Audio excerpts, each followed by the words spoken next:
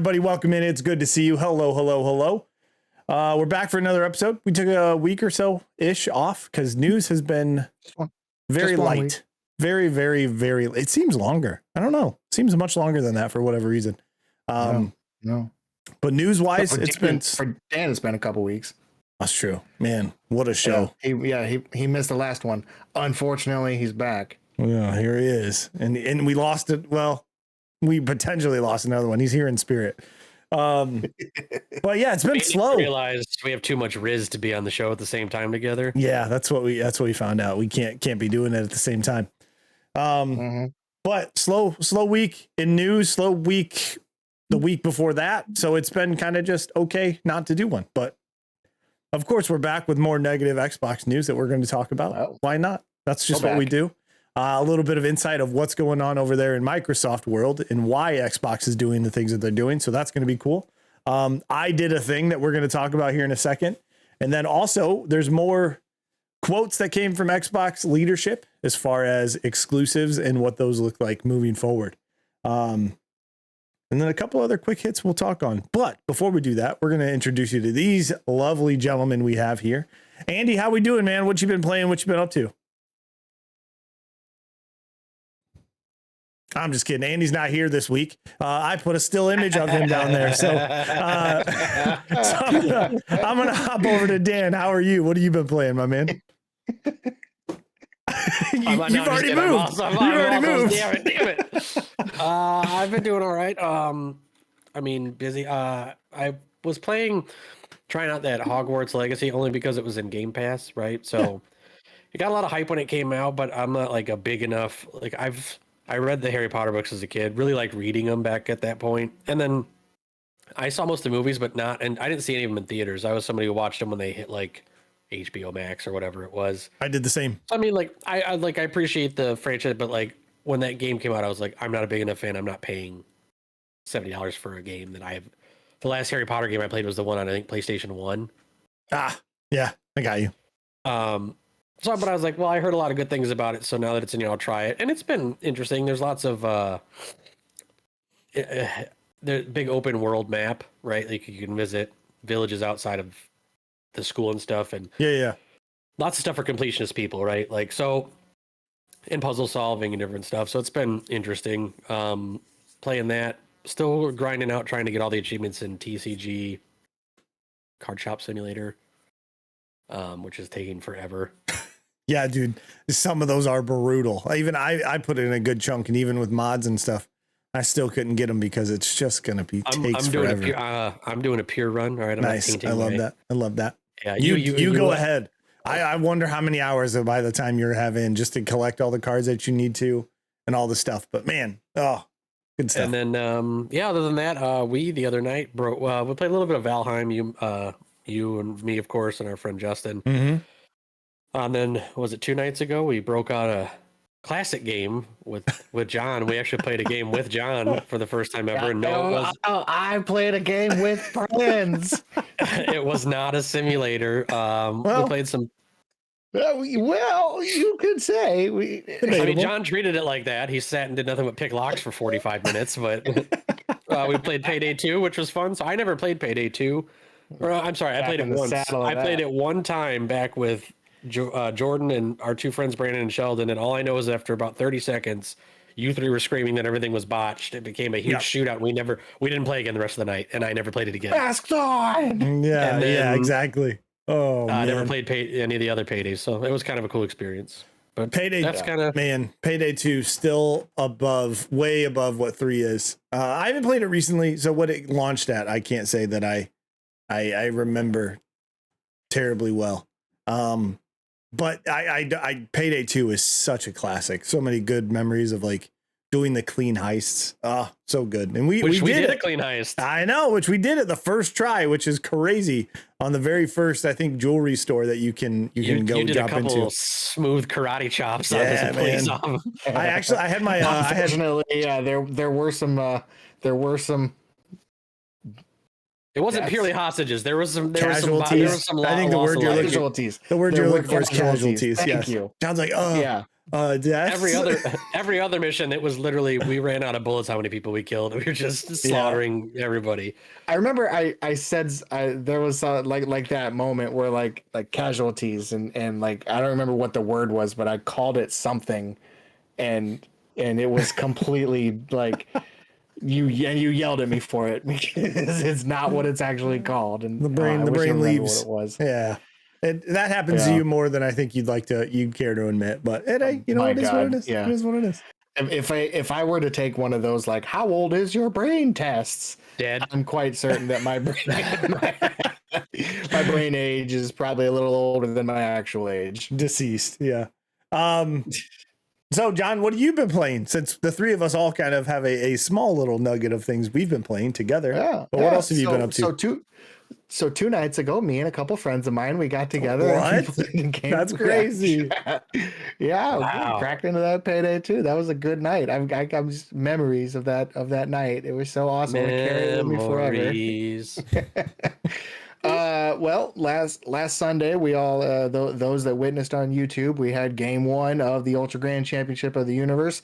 Unfortunately, the Minty Pickles, they got the best of me. They took game 1, so we're in a hole now in this best of 5 series. So stay tuned for next Sunday to see if I can even it out, see what happens. Spoiler alert: my freaking microphone wasn't working, and so the game is played in silence. There's The game audio is there, yeah. so you can listen to the game audio, but you don't have my commentary. Full immersion. If this video explodes and there's like 3 million views on it, then clearly I'm the problem, and I'm never gonna speak again in my YouTube videos. No commentary from here on out. Yeah, you know what I mean? Clearly, that's what it is. That's awesome. And then I relaunched. So I Big Ambitions episode 10 that just dropped a couple days ago. We're gonna call that the end of season 1. So that was like the let's play. That was the tutorial missions. That was getting our feet wet. Then the new update happened. I recorded that video like a month ago, a month ahead of time. And like shortly after that video recorded, the game updated and they added a slew of new things. And it was one of those situations where it was like, oh, do I continue this save? Do I continue playing this and adjust to the things that have been added? Or do we just rip it and just start a brand new season? And I decided, you know what, I want to do that. I'm gonna start a brand new season. So so stay tuned, because this Saturday we got Big Ambition season 2 is going to be starting episode 1. And this is not a tutorial run. This is not a let's play, let's walk you through the game. This is going to be a challenge mode, a challenge run. Nice. So I am starting with no money, with $0. So you gotta be, we're not going to be gifted an apartment from our Uncle Fred. We're going to be sleeping on a park bench. Hell yeah! Our first night. So really struggling. Get the struggle bus out. Get that New York rat experience. So there you go. Dan, how's that like? Yeah. What's what like? Being a rat. Being a rat? I don't know. Okay, I figured I just double checking. I thought maybe you had some insight. That's a lie. I think that's gonna be it. No, explain to me why that's a lie, John. Uh-oh. I never ratted on nobody ever in my life. I'll let Andy take this one. He's speechless. He's too scared to talk. Dan, speechless. Look at that. Look at that disappointed face. He's disappointed. So you've got a new series or season, if you will, of Big Ambitions. That's you said Saturday, and I think that I'm gonna be, the baseball game that's dropping every Sunday like usual. This was game 2 that I just recorded. That's going to be dropping Sunday. So at most, if it goes to 5 games, at most I've got 3 more weeks of baseball games. At minimum, I've got 2 more weeks if either the Minty Pickles or if I, we'll see what happens Sunday. No spoilers there. But, so in theory, there's only 3, 4, or 5 more weeks of the baseball games. So with that, I think for a minute, I'm just going to be playing Big Ambitions on YouTube for a bit. Cool. Just to kind of really hammer that one. I've kind of, the Storage Hunter Simulator, I really kind of took that one as far as I think that can go on in a YouTube video. There's really not much more to do in it other than the auctions, and it's like, okay, you've seen one, you've seen them all.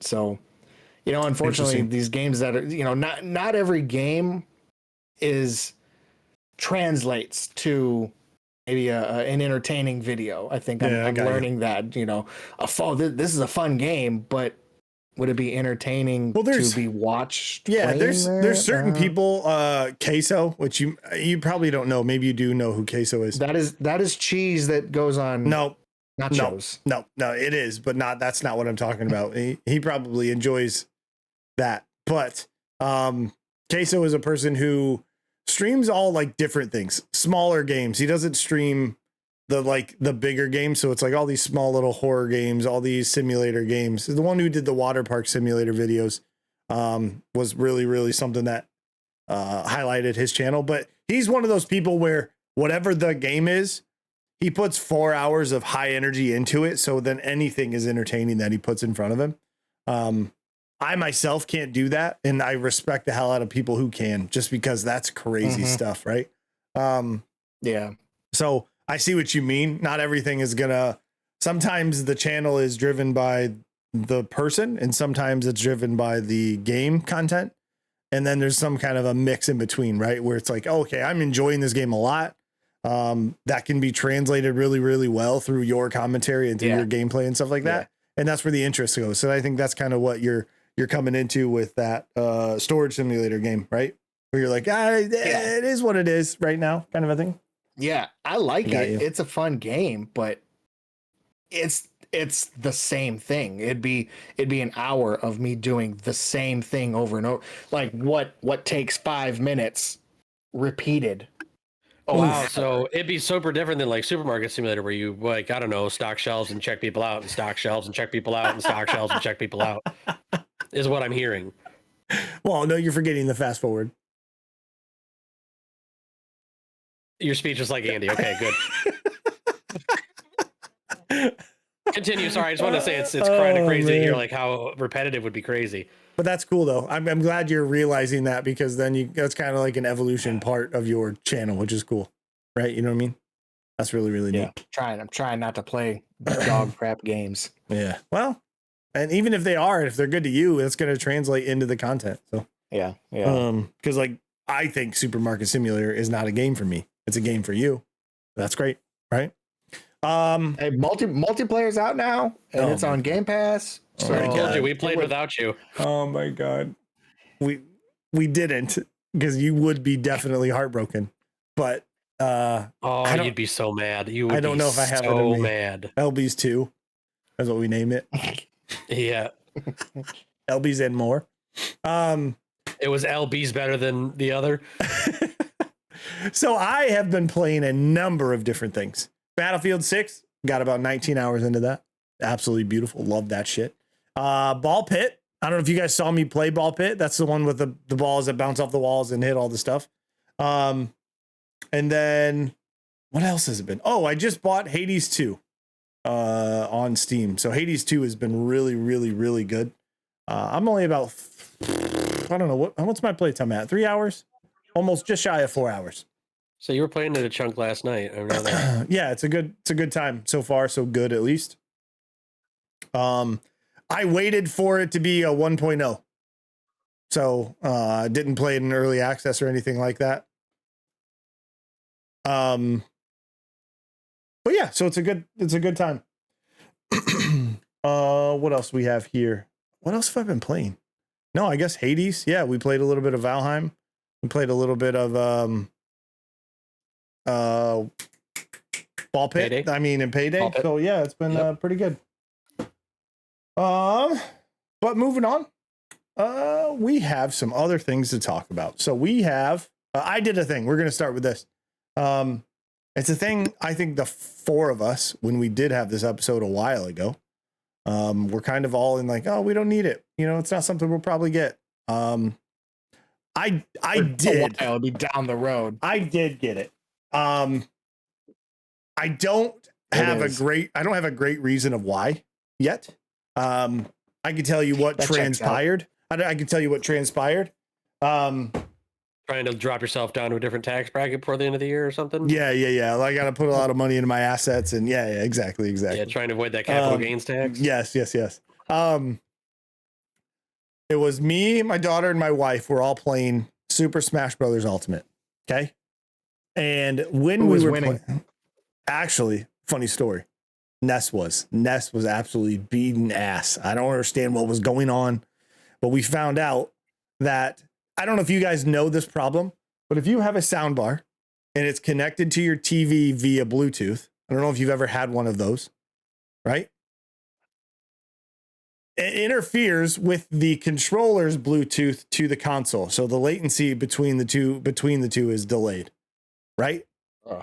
Found that out. Ness found it out with her TV down here when she was playing Hollow Knight. Just put a sound bar that I had. I was like, hey, here, we could put this one here. It's great. You'll help, blah, blah, blah. Got a new one from upstairs, put that on Bluetooth. Got this. We were playing the Switch games.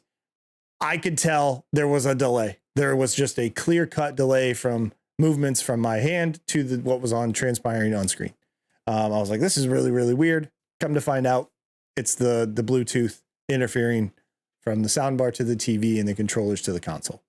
I get it. That makes perfect sense. But led me to be like, man, these games would really slap on like the Nintendo Switch 2. So just at Target, mulling it over, looking at different stuff. They had the Pokemon Legends ZA, which is the game that came out. It's a free code, but it's the same price as a regular just Switch 2 by itself. I was like, well, that's a no-brainer. They're going to throw in a game. That's a $60, $70 game anyways. So did it, got 20% off, or I'm sorry, not 20%, 5% for the Target. And then I had some other stuff. It worked out, whatever, right? Still spent whatever. Ended up buying Mario Kart World, of course, because that's going to seem like the best game on there. And it is, it's really, really, really good. So we've been playing that, me and Zyla, my daughter. That's been a lot of fun trying to get the different costumes, the different riders and different characters and things like that. You make her play Rainbow Road on hard? Not yet. We're getting to that. We're doing that. That Grand Prix is coming up. We haven't hit the one with Rainbow Road. Break her spirit a little bit. She's gotten substantially better from the last time, like from Mario Kart 8 Deluxe, which is great. She's doing awesome.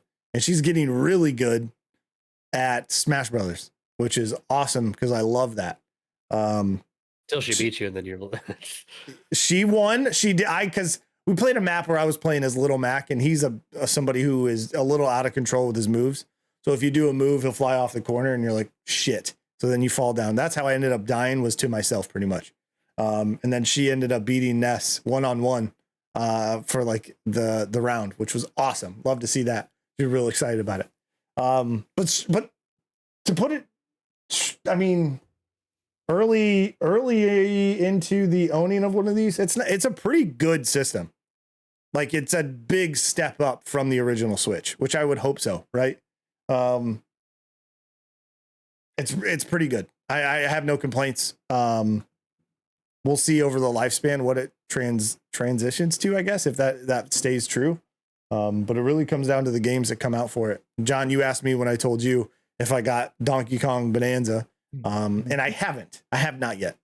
But that was, I think, the one that we had a unanimous thing of like, that seems pretty interesting, of a game that is cool, but nothing yet. We'll see. Hopefully we get a new 3D Mario game, the follow up to Odyssey. That'll be a big reason to get that game too. I just saw the other, I think yesterday, something about, so on the Switch 2 now, that because on the Switch, they've got the NES and the SNES and the 64 emulator. Yeah. On the Switch 2, there's the GameCube emulator. Yeah. Yeah, and they're adding Luigi's Mansion, the original, the OG #1, to that.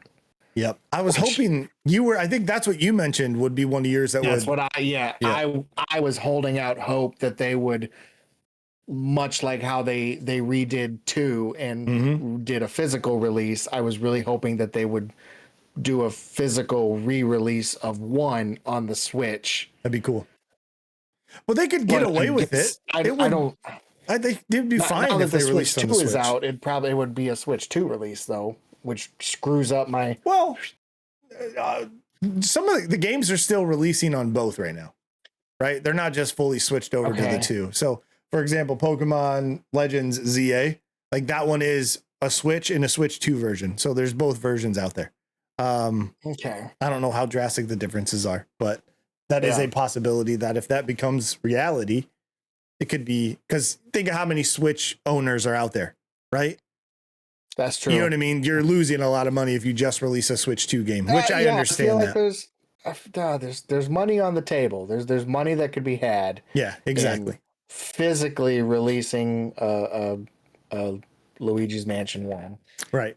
But I agree. And that'd be cool just to have. For me, it's purely just for the physical collection. Yep, 1, 2, and 3. Because I've got 2 and I've got 3, and it's like I want 1. You're like, give me a physical. You just might have to make your own case and make your own art and be like, it's there. I promise. Yeah, it's in there. Yeah, it is.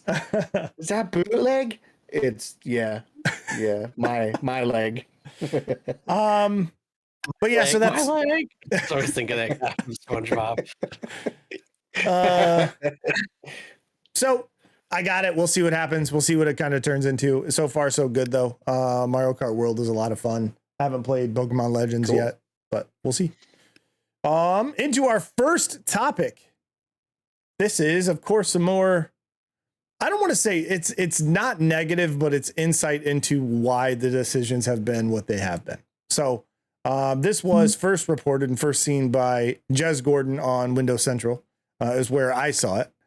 But it says here, inside Xbox profit pressure, how a 30% margin target is reshaping everything from studios to strategy and upsetting fans.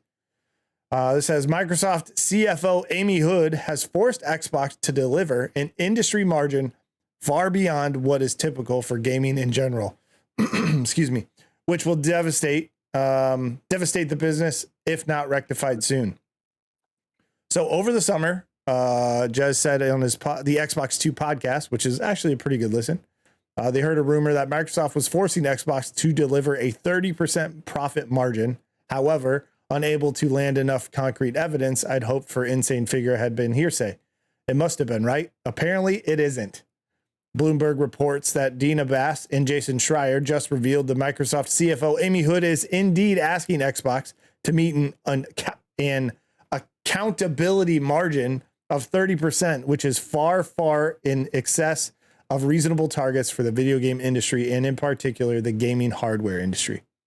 Over the past few years, Microsoft's gaming division has undergone some insane self-destructive transitions, cutting studios, slashing market budgets, and sprinting to release games on rival platforms to the detriment of its own. Microsoft has also rapidly hiked prices, harming customers while laying off literal thousands, reducing any resemblance of goodwill Xbox had left to zero.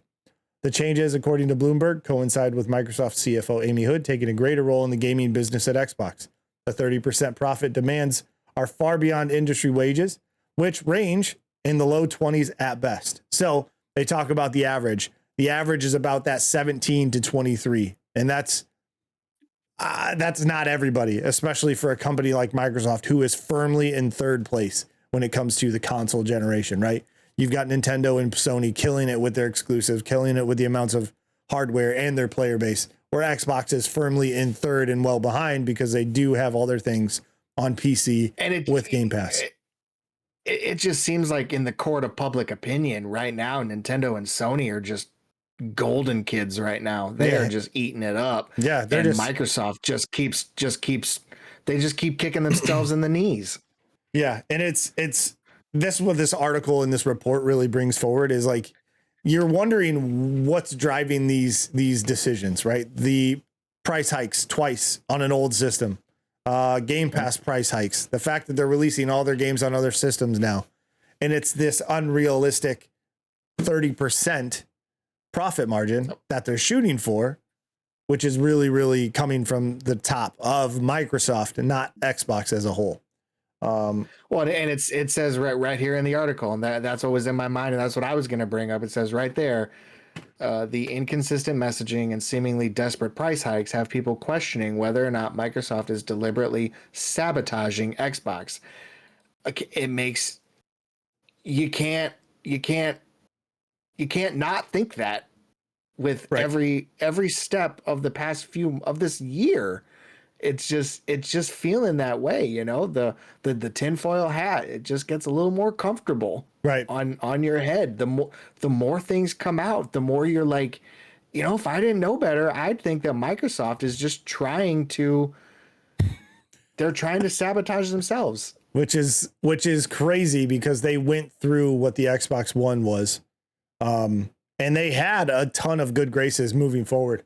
Right. So like this 30%, I don't even know if their big titles would do 30%. There's no way. Their Halos, their Gears of War, like 30% is so unattainable. It feels like, granted, I don't know the ins and outs, but it seems like even from a very good, extremely happy margin, right? It's crazy for $1 trillion market share, right? Or what is it? What was it? Value? Was it they valued it $1 trillion, or was it, what was the $1 trillion comment they had? I think Dan, you're the one who mentioned that in a couple, like Microsoft being $1 trillion company or something like that. I can't remember. Valuation maybe is what it was. But like, when's enough? When is enough, right? I think, John, you and I had this conversation recently. You're not beholden to shareholders. That's part of the problem with publicly traded companies is it's always, I don't remember the legal like breakdown, but essentially they are required to make every reasonable effort to make it to basically increase the value of their investors' share. That's crazy to me because I get it. I get that. But maybe at such a high level, it's like, John, you and I mentioned this. Go ahead. Microsoft you're not buying into Xbox, right? Microsoft should be able to find ways across everything that it does. Yes. To collectively bring that up. And it seems like they're putting a lot of emphasis on the area. Like, hey, I know that this is above what even the best has ever done in this industry. You need to do way higher than that in just this division. Like, and my thing is if they need that, like if they're relying on that from the Xbox division, what the hell else is going on at Microsoft that they're high like that? Yeah. You know what I mean? Like, what else do we not know is bottoming out? Right. It doesn't seem like it's the Phil Spencer days of, you know, hey, we're just going to put out good games, right? Which they have. The games have been solid, right? You know what I mean? South of Midnight. You've got Outer Worlds 2 behind me coming out soon. You had Avowed, which did really well. You've got a number of games that are Keeper from Double Fine. That looks really, really interesting for a short game like that. But it's just no longer go make good games and the rest will come to fruition. It's now, nope, if we don't see instant gratification or instant profit from these things, we're going to shutter a lot of this stuff. So, which brings in the next thing, the cancellation of promising games like Perfect Dark, Contraband, and others is a direct result of Xbox lead Phil Spencer, Sarah Bond, and Tim Stewart attempting to balance Microsoft's corporate demands without tanking the entire business. Like that's a decision they had to make, but ultimately they have someone to report to as well. And that's what it really comes down to is like, you're like, holy crap, man, we've got a lot of shit that we need to go ahead and we have this 30% that we need to hit. We're not going to hit it if we keep dumping money into these other games and these other studios, which unfortunately leads to layoffs, shutdowns of studios, cancellation of video games. But it's another Xbox. Black eye. Yeah, another one. You're right, John, to your point earlier. Sony, Nintendo were just kind of sitting back like, we don't have to do anything. Like we don't have to do anything other than what we're doing. Right? They're doing it to themselves, which is the worst part. People are coming and buying our product now in protest. Right. of Xbox, of Microsoft. You know? Yeah, it's crazy, man. I don't yeah. I don't have to sell you my PlayStation. I just have to give you reasons why not to get an Xbox, and that'll get you a PlayStation. Yeah. That's crazy, man. And they don't even have to give you the reasons because Microsoft is doing it for them. Yeah. And with all the money, they're also dumping into AI, right? Just absolutely force feeding AI. Maybe that's what the 30% is. So like, hey, yes, you bought Activision Blizzard, right? Yes, that was a $75 billion thing, right? Yeah. But like, now we're dumping all these billions of dollars into AI. Come on. I mean, that's just, It's crazy. It's crazy to me. But hopefully this doesn't, because it is having the opposite effect of what they probably think it is. You make good games, you build good games, you sell good games, you make good hardware, you make a good ecosystem. They had a lot of things going for them. And now with all of these different times, like you almost rip the Band-Aid off, do them all at once instead of like, oh, 2 weeks later, we're going to have another bad story. Oh, 2 weeks later, we're going to have another bad story. So it's really, really, it just seems like they're just shit in the bed. So I don't know if it's greed. I don't know if it's, I don't know. But I keep coming back to when's enough. And apparently when you're publicly traded, I don't think ever that answer is, ever going to come to light.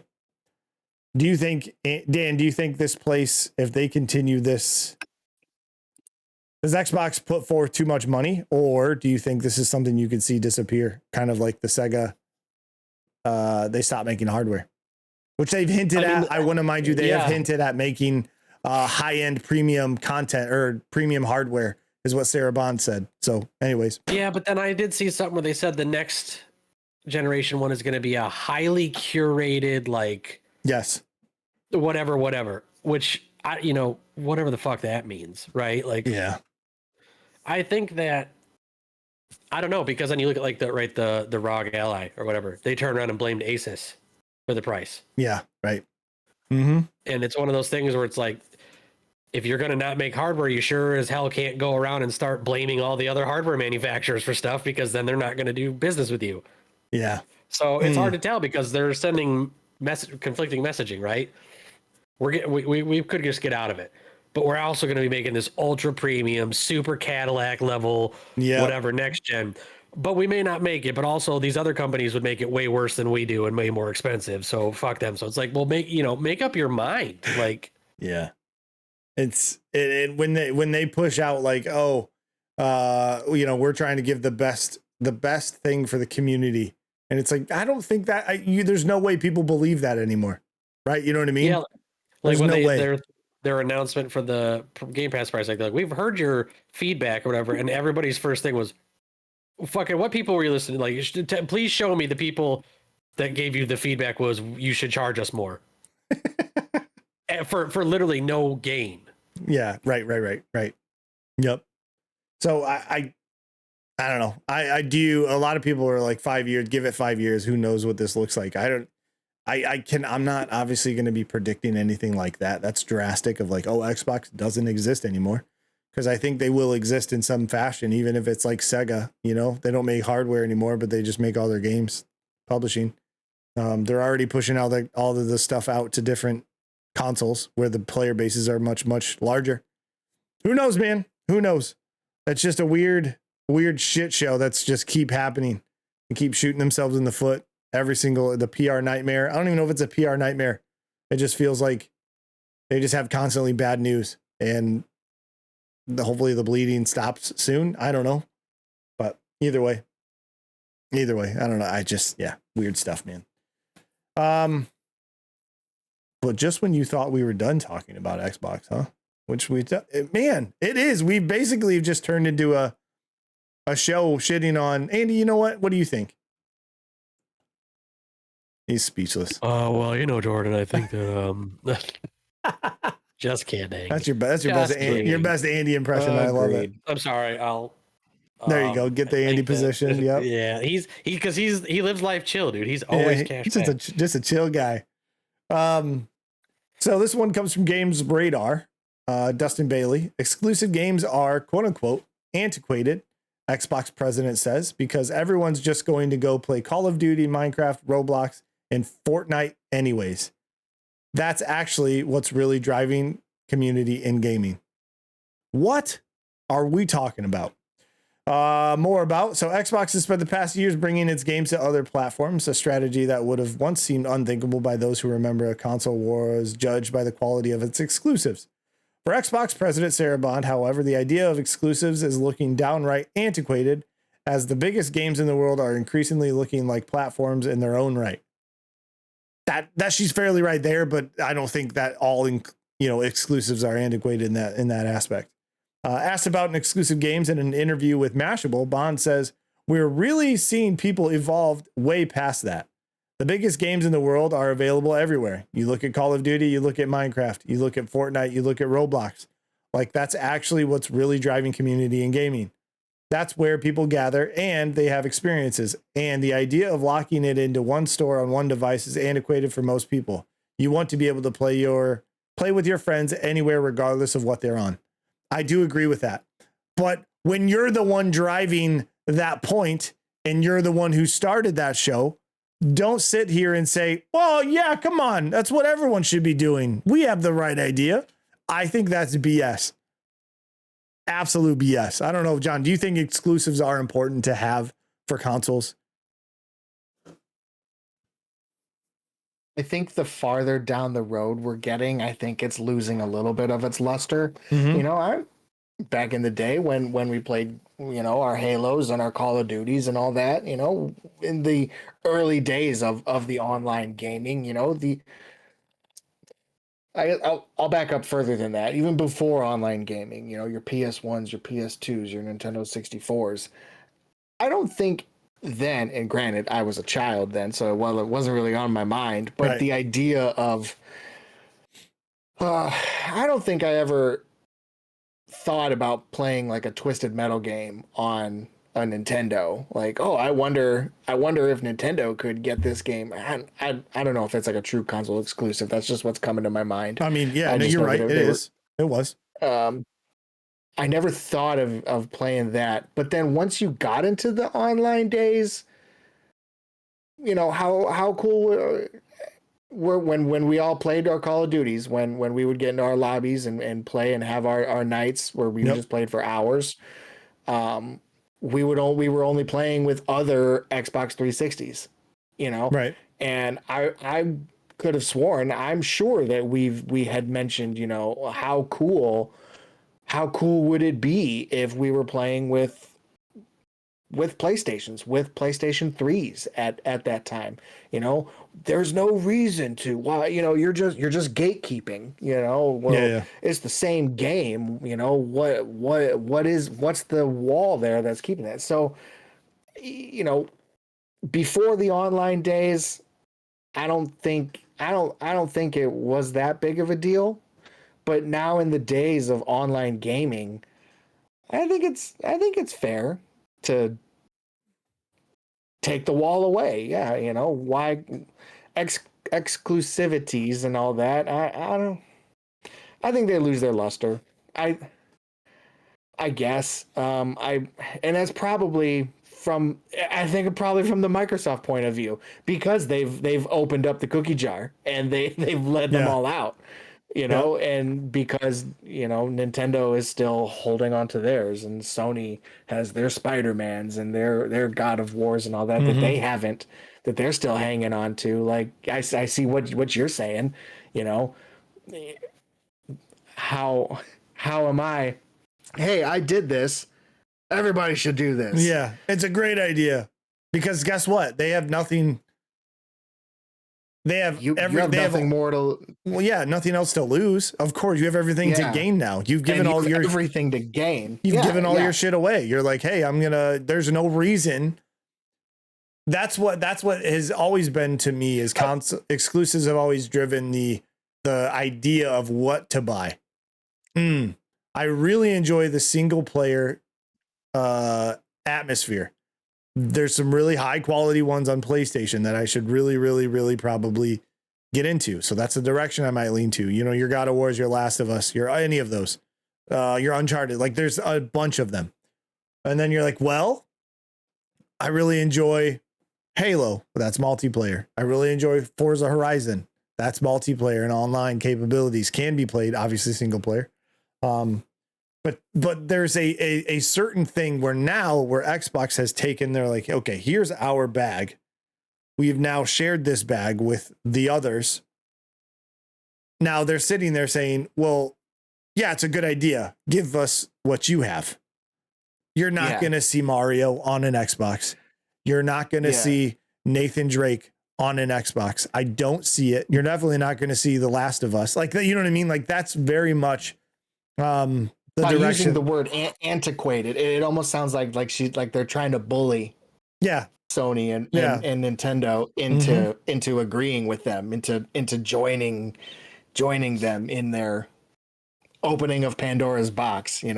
Oh, exclusive games, no, that's passe. We don't do that anymore. And hoping that Sony will be like, you know what, you're right, here you go.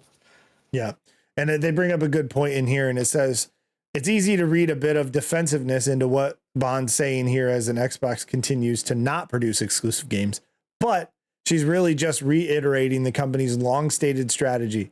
Xbox is increasingly positioning itself as less of a platform to play games on and more of a service to play games through. Exclusives don't really help the argument in that case, which is exactly, that's why they are making these comments, because they're trying to reinforce their new strategy direction that they're headed in. That is just cut and dry corporate lingo and talk. Say, hey, we're doing this thing. Obviously, it's a good idea. That's why we're doing it.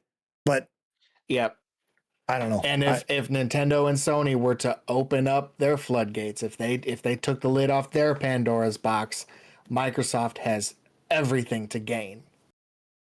Yeah, exactly. If they decide, they're like, oh, if you can.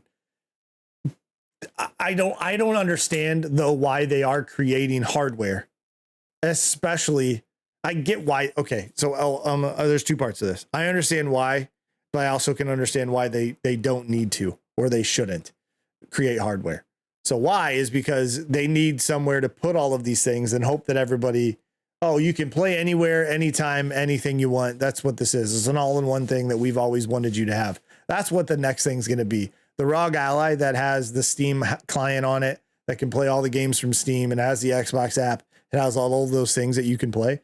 That's what the system is going to look like. Their high-end, basically computer at this point is just a PC. It is just going to be a PC that you can maybe possibly disguise as a console, right? I firmly believe that's the direction they're going in. But here's the other problem is Xbox has always been absolute dog shit at creating any type of system or app, if you will. Their Xbox app for PC, still dog shit, right? The only thing that has been decent, and it hasn't changed in a very, very long time, is their console like interface. I actually enjoy that. But if you're going to start throwing all these different things, clients for me to launch Steam, if you're going to throw GOG on there, if you're going to throw the EA app and like Riot and all of those kind of different platforms and things for me to play games, why the fuck am I just not going to go get a computer that can do anything and everything else? Yes, it might be more expensive, but in the long run, I'm going to have everything because Sony is releasing their games on PC, right? They are. Some of their games years later, a year or two later, are coming to Steam. Spider-Mans are both coming there. You've got, I think The Last of Us are in there. You've also got Ghost of Tsushima, which was a Sony game. Like, you know what I mean? They're coming to other platforms, just not the ones that Xbox wants them to come to. So they're trying to force that by, hey, if you can play Steam on an Xbox, guess what? Those Sony PlayStation games that released on Steam can now be played on your quote unquote, whatever the next Xbox is. And I hate that's the direction they're going. But it does say here, and yes, in 2025, it's games like Fortnite, Call of Duty, Roblox, and Minecraft that are driving the industry. And the stats on the titles people are actually playing every month to back that up. You and I, the people reading and writing for traditional gaming media outlets, respectively, might still prefer the new or the now old school games as a product or gasp games of art approach. But those games are small potatoes compared to the live service whales, which is true because she's not wrong in what she's saying. Right. It's just because it's coming from Xbox, it's that grain of salt. It's a giant grain of salt. It's the person in third place saying, "Come on, guys, why are you guys doing something different? We've been doing this. We have good ideas." And you're like, I don't know if your good ideas have put you in third. Dan, give me your 2 cents. Exclusives, do they matter? Do they not matter? This is a new age. We've seen weird stuff, but do you think it drives or what? I've been on for a while that I think the kind of in the early days of the console war, like I got it, right? That was the catch to why you come here, right? But then you got absurd shit like I forget which Call of Duty it was, where PlayStation, they got certain maps a year before everybody else. Or zombie mode or whatever, a year before everybody. And it's like, that's a time lock like that. And I'm like, and that kind of thing, like, oh, it's a console exclusive. No, it's just bullshit is what that is. Like, well, it's because I'm getting no, because here's the thing, we're both getting a game. You're just sectioning off one portion of it. To be fair, Microsoft started that entire thing with the early days of Call of Duty. I'm just saying, like, those kind of things, that kind of exclusivity has always annoyed me. And I think it's ridiculous. Yep. I think was it the Avengers or whatever? Oh, well, only Sony gets Spider-Man. In that Marvel Avengers, like that kind of stuff. Again, that was an IP thing, though. That's different. That's a little bit different, but also I get it. Anything where it's like, if you're releasing a game on multiple consoles, but you're like, but this one little piece is going to be different. That stuff is ridiculous. I agree. I understand IP things, right? If you own a studio, right, and you want to release it, whatever. But to the point of what she's saying, again, it's the messenger that's the problem. It's not the message. At this point, it's just stupid. It's just pointless.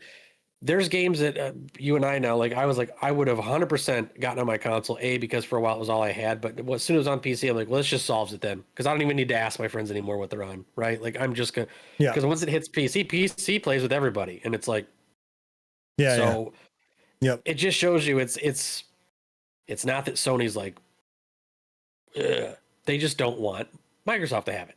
They don't. Like they don't need them to have it. That's the thing. They don't need to open that box. They don't. But they do by putting it on PCs. Then it's still in Microsoft's hands. Right. Well, but that's the thing. That's not. See, your PC market has to be drastically larger than the Microsoft or the Xbox player base. So that's what I mean by they don't need. They do not need to be like, here, Microsoft, let's do you a favor. They don't need to do that. They're doing just fine. What I would also wonder is for developers, would it be simpler in the long run if they were making games and knowing out of the gate, it's just for everything? Maybe with Xbox and PlayStation, because physically, hardware-wise, they're a lot closer than the Switch. The Switch, obviously, is probably more of a struggle for porting because there's a lot. I know there's a lot stricter. The 2 seems to be more in line with the at least maybe the S. But yeah, I would say so. Like, I know that would create some issues, but like, I guess, I don't know. It would sure. I mean, being able to let studios just make games and make them for whatever the hell they want might have helped, or might help continue to avoid this absorb and close of studio after studio after studio. Yep. Especially after the recent news too, though. It's hard for me to get behind. We're doing this for you, when what they have done has been laying off a ton of people, closing studios, canceling games, right? You know what I mean? Don't tell me you have my best interest in mind when now you're looking at, you need to get a 30% profit margin, right? That's not the best in mind, is not for me, if that's what your goal is. So that's the other thing. I think they need to stop acting like their market, like they talk and say a lot of things. And this is all of a Microsoft currently, the prevalent one to mind, but all of these people, they say stuff publicly that would have you believe that they think that their customer base is stupid. Like, we're not stupid. Yeah, exactly. Yeah. Like when Sony was pitching a fit about Microsoft buying Activision Blizzard, some of the excuses that they were trying to raise to these governing bodies to reject it, it's laughable. Yes. 100%. Because I was going to say, like, I get they're politicians and these board, whatever, but they're also just normal adults. We're not all idiots. Yeah, exactly. And that's the other, I think that's what's most offensive, is all of them are guilty of treating us like we're stupid. And you know what? In a sense we are, because we just continue to spend the money. Well, what other choices are there to not spend the money? Like you said, again, that's the only way to send a clear message. But the point being is, like, just because we spend the money also doesn't mean we don't know exactly what you're doing. Right. Like, you don't need to. Yes. Take my money, it should be. I'll give you the money, but let's just be truthful here. Like, let's cut the bullshit. Yeah, don't be a jackass. Just talk like you want to talk. Don't say you're doing this for me. Don't say it's the community is this is the direction we're taking for the community. Don't give me that market conditions bullshit. Yeah, don't. Yeah, right. Just say your corporation. Your corporation. You need to make a bunch of money to make your shareholders happy. We get it. We're not stupid. We understand that, right? Because But my just thing say is that. market conditions is don't get me really because there's Nintendo and Sony are in the same market as you. Why aren't they raising prices? So what market are you existing in? Yeah. Well, now they live in fantasy land with this 30%. But you know what I Right. mean? So it's like I just don't like I think that they take the average because we just buy it because frankly we don't have options outside of not, I mean if you want a True. game you don't like because the opposite I You go mean back and buy a regional Xbox and play games that way. play my DS. Hell yeah, hell yeah. I got my Game Boy Color. I'll buy old stuff that they make $0 off of. But to be fair, that's why they hated GameStop for so long, right? True. Very true. Yep. Money not going in their pocket. That's why Xbox tried to do the Xbox One thing where they're like, it's online all the time. You got to pay for a DM or DMR. It's online. You have a one-time key for this thing. You can't sell used games or share used games. They backtrack that. Remember that shit show, right? But that's the thing is they actually learned from it, but they didn't. Nope, they never do. They always get arrogant at some point. All of them. All of the makers have done it, but Microsoft seems to be the only one that like has that amnesia so quickly of yes. Oh yeah, remember when this blew up in our face last time? Yeah. That was only it was only a measly 2 generations ago. Yeah, it's bananas. I mean, my thing is, I would rather just be able to buy a game and not have to worry about the But you also here's the thing. I also was sitting here thinking, and I have a Series X, and I bought the Halo Infinite Edition because I was like, fuck yeah, I want that one. That's what I want. I look at it now, considering I've had the luxury to have a computer that I have recently bought within a year, right? Updated, modern. But I was looking at my Xbox and I said, I don't know. I only play college football 26 on there.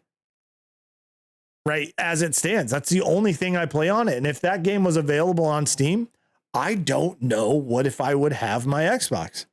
And that's a big thing for somebody like me who has over 300,000 gamer score, right? That's not a brag. That's just saying that's where my time has been put in.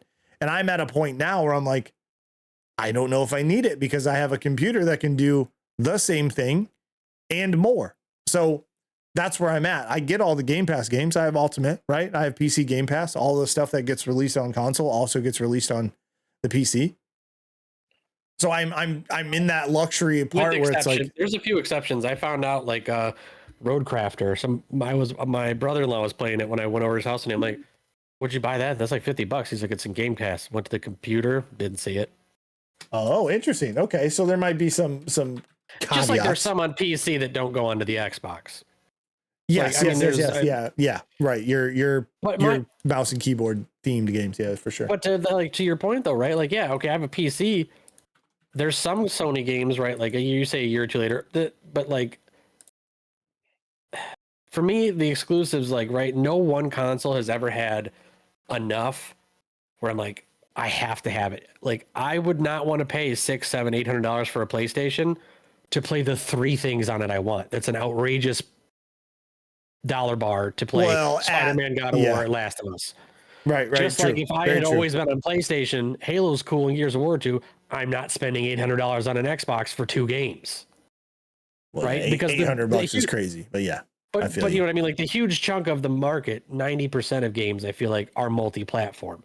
Yes. Those exclusives are they're at a point now where there's just not enough of them. I think where if you've always been on one, I think that's you're subjective. Ever going to justify the other. I think that's subjective. I think for you, yeah, that situation is probably perfect. For me, it would maybe be a little bit different because I would play a wider range of some of those. You're rich. Even though money's nothing to you. I get it. It's a hobby that I have invested plenty of time, money, and everything into, right? Yeah, money. We already know about the money. All right, you said it. Rich guy over here, John. Did he tell you about his Lorcana pull the other day? Yeah, he called me right away. Well, he called you first to rub it in your face, but yeah, I didn't call either one of you to rub it in your face. Well, you know, Jesus Christ, if I can't be excited, be excited and call my friends to share that excitement. No, I'm happy for you because I don't care about Lorcana. It's a card. Wow, this card is worth $500. Months go by, he goes and buys another pack of cards and gets the exact same card. John, here's the thing, I'm gonna right? take you shopping with me. You and should. I'm gonna have you pick them out. Let me buy your cards. So Jordan has luck like We're gonna that go get with lottery his tickets.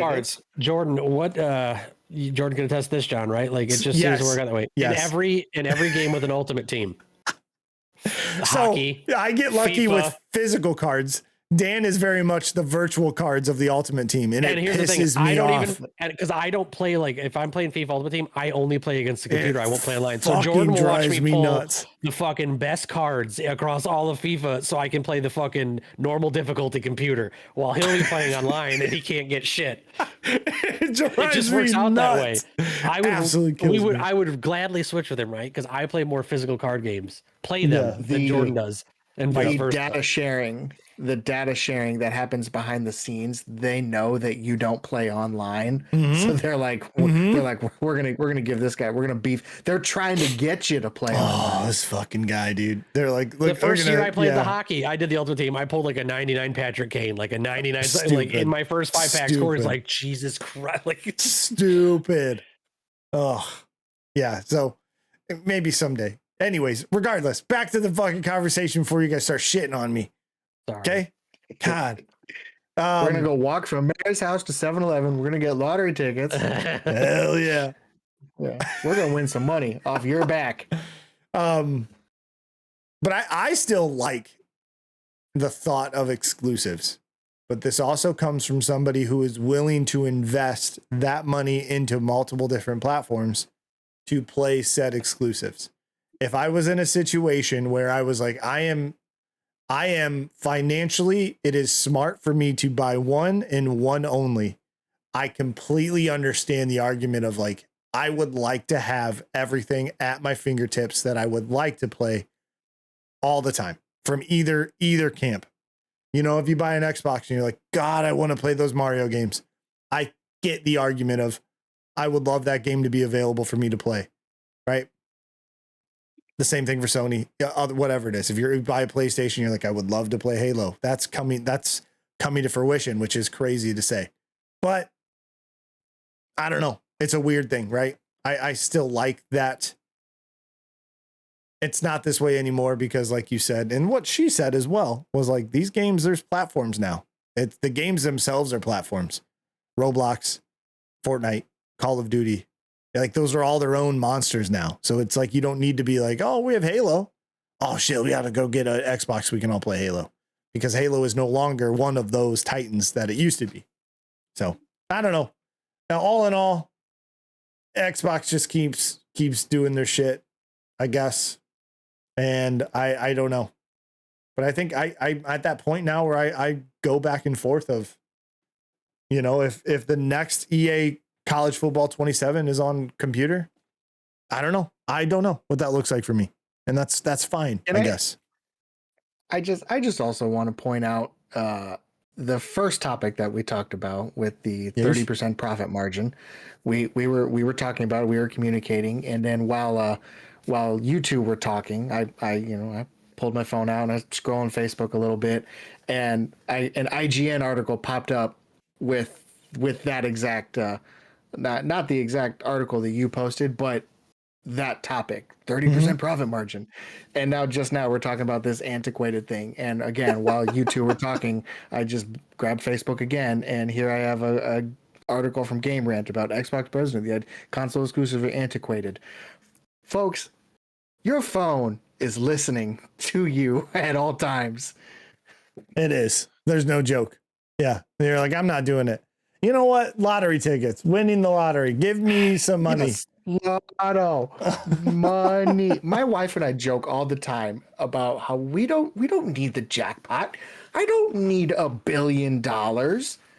Just let me hit 1 million. Just let me hit just enough. Let me pay my house off. Yeah, that's it. That's Don't it. need Just a a little bit. jackpot. Don't need the jackpot. I mean, it'd be nice. World we live in. Hopefully you'd share the jackpot with me. Well, Or I mean, some of it, right? At least come on, John. Come on. Yeah, well, yeah. I'd buy your daughter like a new Xbox or something. She don't need it. Also, I bought myself a 3DS. I know that sounds stupid, but I bought it because I want to play some other Pokemon games. So, Hey, I'd buy Dan's kids some stuff too. Lord knows Hey, they I need it. appreciate They that. The need wife doesn't need something. anything though. The wife already fucking takes every penny. So just the kids. Yeah. Last topic, and then we'll get to the quick hits. Game coming out behind me. It's coming out on the 29th. Dan, I think you're pretty excited about this. It is Obsidian, right? Outer Worlds 2. I think you played the first one. I think you enjoyed it. All right. I beat the first one. Okay. Enjoyed the first one? Hated beating it. No, I did. Okay. I actually wished it. I'm hoping this kind of scratches the thing, which is I was a little, and I get it was a new IP. I was actually a little underwhelmed in the sense that, like, being Obsidian, I was expecting a lot more depth in like the crafting, the customization of weapons, like the armor, you know what I mean? All that stuff that you would see in like in Fallout, you had all kinds of stuff. Yeah. So because I know they're capable of it. So I would say I enjoyed it. The only downside to it being is like, I know Obsidian is better, capable of doing even way more depth, which I remember reading something way back when it came out, but them kind of basically saying this being a first stab at a new IP, like they tried to not make it too overwhelming for people. So I'm hoping this does what the first one did, and they just add some layers. Right. And I think that's the general consensus. A lot of people say it's better exploration, better combat, it's tighter controls, all that good stuff, more role-playing aspect to it, better branches of your character creation. But it's currently sitting at, I think, like an 84 Metacritic. Pretty solid. A lot of people saying don't miss it, especially if you enjoyed the first one. I know I'm really, really looking forward to this. Obsidian, they put out good stuff. I think they're one of my favorite developers out there, right? They put out Avowed, which you have not played yet, correct? Is that yeah, I played a little bit. That's the one where the cover looks like the skeleton, like a warrior, really, like a skeleton with like flower kind of thing. Really, I played 2 or 3 hours into it, and I just never have gotten back to it. Got you. Okay. It didn't quite grab me as quickly as like some of the other things in that vein would. Your Elder Scrolls games, yeah, for sure. Those but ones. That's kind of their attempt, because same developer. That was their attempt of like, oh, first new IP, we're gonna play it safe, we're gonna play it not too crazy, not too over the top. I've really, really enjoyed Avowed, so I know I'm gonna really, really enjoy Outer Worlds 2. But sitting at an 84 is pretty good, and pretty good sign for what's to come for that. Of course, launching in Game Pass, so that's always a plus. Yeah, so looking forward to that. Quick hits, here we go. Marvel Cosmic Invasion full roster and release date. They added the final 2 heroes, which brings the roster to 15 characters that will be playable with the co-op brawler launches later this year on December 1st. Dan, I know you and I played the demo. I think we had a really, really good time with it. Yes. That's kind of your takeaway. Are you excited for what's to come? Yeah. Again, the demo was good. It was just, I know it's a demo, but that was kind of the sad part, is it was short. Wish you could have kind of kept diving into it. Yeah, I'm looking forward to it. I'm mad because I'm also going to guess the price point on it's going to be on the lower end, which is like that sweet spot, right? Probably, I'm going to guess like a $15 to $20 game. I'm assuming, yeah, it can't be too crazy. If at the most 30. Based on what we saw and the fact that we know there's going to be, I forget the number, but like a plethora of character options or whatever for that 15 to whatever, like that's exactly people, what I would expect and want. So looking so the final 2 got announced. Are you aware of this news or no? I don't think I did hear the final 2. No. Okay, the final 2, one's not going to be terribly surprising, but one of them is going to be, I would love to get your take, especially somebody who is more well versed in the comics. So the first one is Black Panther. That's kind of cool, right? Makes sense. Yeah. And then the last one is Cosmic Ghost Rider. I mean, I love Ghost Rider, and I don't think he gets enough things in the media, right? So I am, all for the Ghost Rider thing. I don't know a ton about the Cosmic one because that character didn't even exist until it was like right around 2020, right, or just a year before. So that character is only a few years old. I got you. Okay. So I'm not super. I mean, and I know a lot of the Marvel properties, like what's the Marvel rivals? they're trying to do a blend of like classic big name characters, Yep. and they always seem to work in either a version of the character or something that's a more modern for those newer people that are newer to that. Because that's comic books' biggest thing, right? Like that's why they have retcons every so often, or they have resets. Like DC, you had the new 52, that was a short-lived thing. Then they did another thing, and it's like basically them hitting the reset button, or it's trying to get people to come in that don't have to worry about 70 years of backstories. Right. You don't have a lot to catch up on. Yeah. And so I get that that's what a little bit of this is too, right? Like Ghost Rider is a well-established character, but this is a new take on it that's more fresh, right? With different things. So I'm glad to see a Ghost Rider. It's just like being a traditionalist, like he's got some crazy ass stuff going on just as Ghost Rider, very underappreciated by a lot of general people. Yep. So, I mean, not knowing a ton about Cosmic, it's like he doesn't really need much of a glow up to be awesome. His penance stare and all the stuff that he has regularly is like top tier level shit that can go with like head to head with some of these Thanos type things. Like they're just as susceptible to it. Yeah. So the roster brings out, you've got Spider-Man, Phi Lavelle, you have Nova, Wolverine, She-Hulk, Raccoon, Cosmic, Ghost Rider, Black Panther, Captain America, Venom, Beta Ray Bill, which is, I think, kind of really, a great really obscure cool reference, right? Yeah. Like it's Awesome. giving you that Asgardian fix without it being Thor for the 1,000th time. Exactly, which I think is dope. Silver Surfer, which is cool. And then, of course, Storm. But a great, again, a crazy powerful X-Men never usually seems to, it's usually you get a Wolverine, Cyclops, Colossus. I think Storm gets a pretty good representation, I feel like, in games. In older games, I feel like back in the arcade days, a lot. But I feel like more modern stuff, you don't see it as much. For sure. So good roster. I'm happy with it. There's some good characters I want to play as. Venom was one of my more favorites to play as. But I really want to get my hands on I was Silver Nova. Yeah. Nova's rarely ever recorded and stuff, and Nova's super cool. Yeah, Nova's cool. But I think, Venom was really, really cool. I do want to see what Beta Ray Bill and that play style is like. That'll be a good time. Yep. But it's going to be good. Granted, even before we played the demo, I was going to be excited to play this game because of who's developing it. Moving into the next one, quick hit. We've got, this one's strange, dude. This one is really crazy. 5,000 games released on Steam didn't even make back the $100 it cost to put a game onto Steam's store. I color me shocked, I guess. I don't know of how many games actually get released, right? So this is from Games Radar as well. Austin Wood, over 5,000 games released on Steam this year didn't make enough money to recover the $100 fee to put a game on Valve's store, research estimates. Don't bother sitting down because you'll just stand up and when you hear this, a ton of games were released on Steam this year. Valve's store has seen nearly 13,000 game launches since January 1st. According to Steam Data Hound, majority of those games went straight under the couch and forgotten for the rest of the time, just like lost batteries.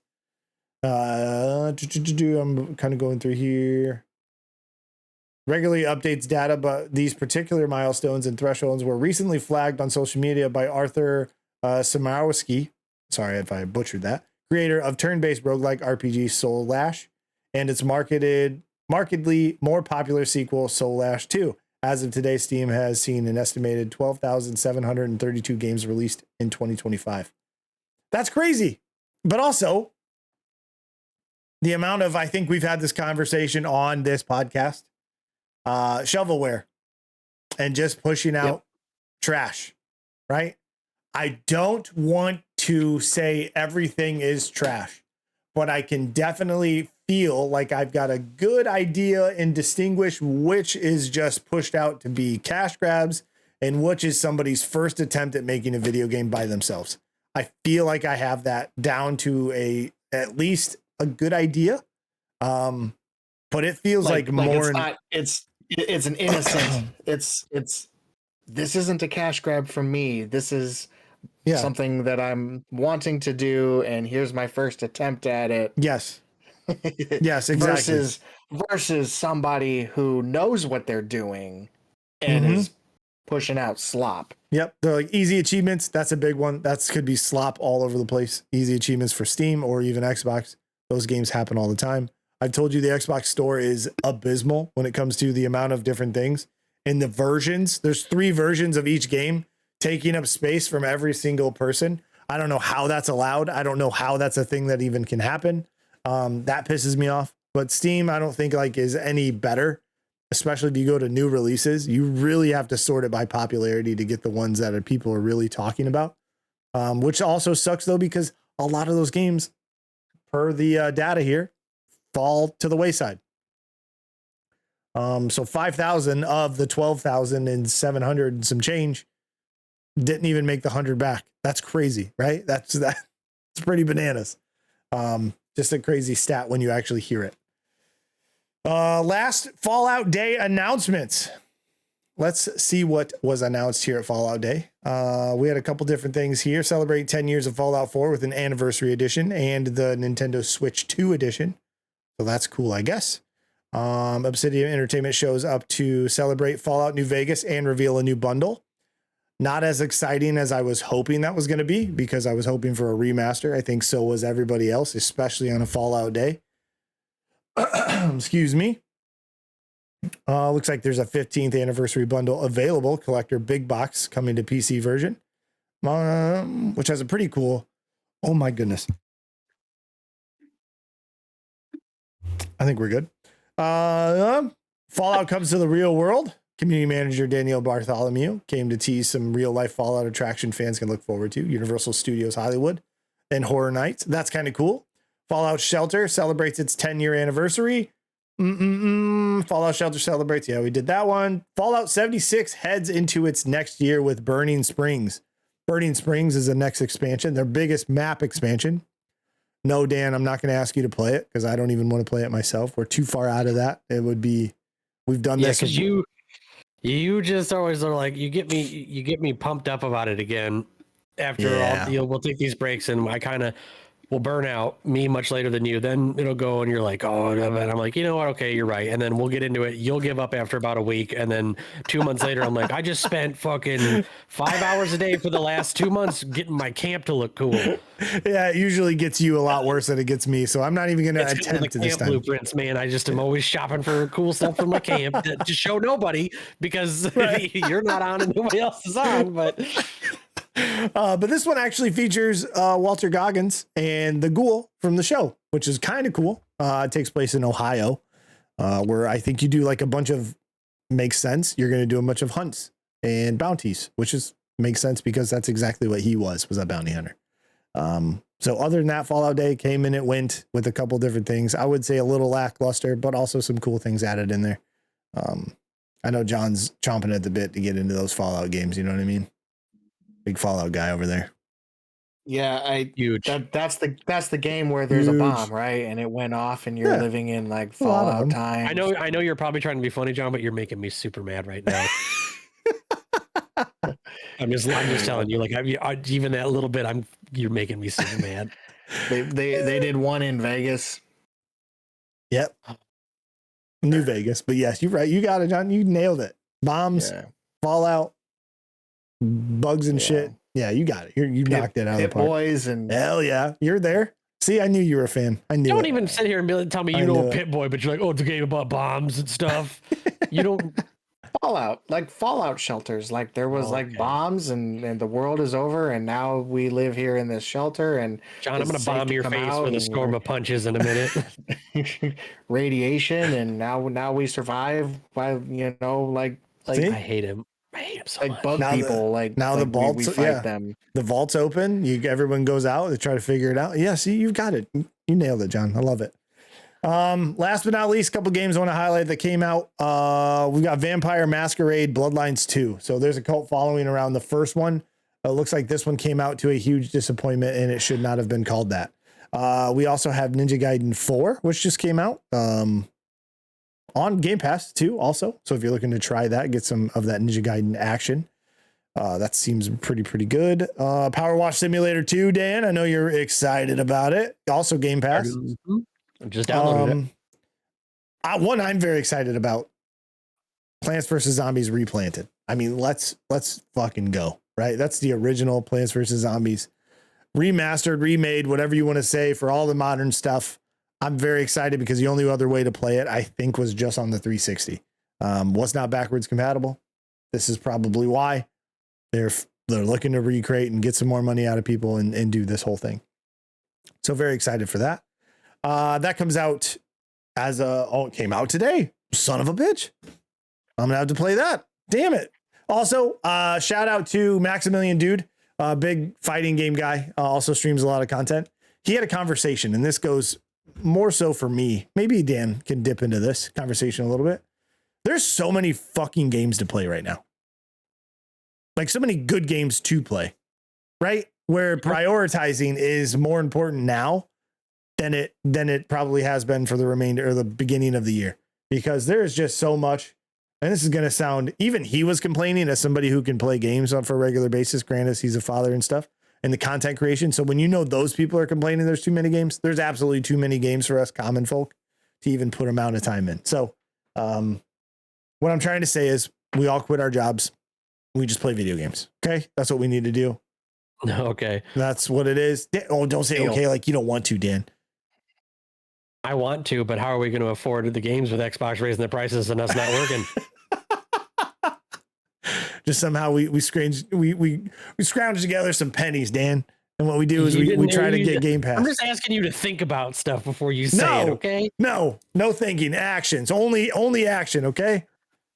Action. We want action. Yeah, exactly. Crossfire. Can we just quit our job and play that all day? Caught up in the We'll just get caught up in that crossfire, dude. What else? Escape the Backrooms left early access, Dan. That's kind of cool, right? Yeah. Was that the one we played? Because there's a lot of Backrooms games. We played. What is it called? Climb up the Backrooms. I think. Climb the Backrooms. Yes. Whatever it was. I think the most fun we had was just shoving each other. Yeah, that's really the most fun. It's a good time. There was only one time. Especially like the sound effects was like, wow. Yeah. just shove you off. Double Dragon Revive came out on the today as well. And then last but not least, Fast and Furious, the arcade edition. Are they bringing the arcade Fast and Furious game to consoles? Everybody get ready. Get absolutely ready for that shit. Or don't. I mean, there's never been a good Fast and Furious game, right? So they really dropped the ball by not just recreating Need for Speed Underground, but putting the Fast and Furious stuff around. Listen, when really you live your life a quarter mile at a time, Jordan, you just got to make decisions. That's true. That's true. Thank you, Dan. I know you live that life. You really do. They made this decision for one reason and one reason only. Family. For family. Yep. Oh shit. Looking like a true buster, John. All right, so that's it for us. Andy, go ahead, send us out, Andy. What you got? It's been a long day without you, my friend. Okay, if you're gonna sing, just sing it to Andy. Yeah, Andy. Andy hopefully will be here next. I think he gets back on vacation fairly soon. Today is his birthday. That's crazy. Well, that's wild. Old fucking Andy, happy birthday, Andy. We have this iconic image of him. Yes. On his birthday. How we've always known him. Right there. That's what it is. That's how he's always looked to us. I don't care how old he is. That's what he looked like. Happy birthday. So happy birthday, Andy. If you're watching this, which you're not, but we'll tell you, we said it last time anyways.